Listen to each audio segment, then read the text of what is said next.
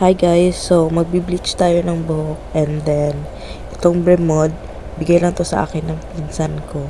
Yan yung mga ginamit ko sa buhok ko. Ayan. So, this time is may kulay yung buhok ko konti.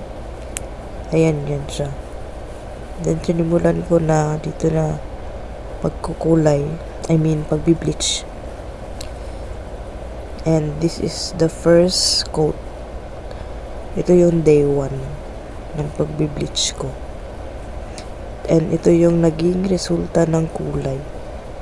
Hindi ko gusto yung resulta kasi yung gusto ko is yung white na white. I don't know why bakit naging orange na may brown na may konting yellow. Hindi ko maintindihan. Yung gusto ko yung sa baba sana, yung ganyan sa ilalim. Or mas lighter pa dyan.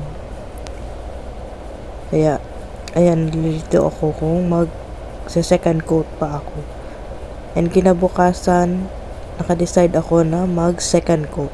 So, this is the day 2 ng pagko-coat ko ng aking hair ng bleach. And then, yan. Yan ang result.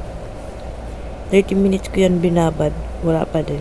Konti lang ang nadagdag na highlights niya. So, suggest naman kayo kung pwede pa bang i-third coat or hindi na. Kasi, ang kulay na ipapatong ko dyan is light ash, rice ash gray. Thank you, babush.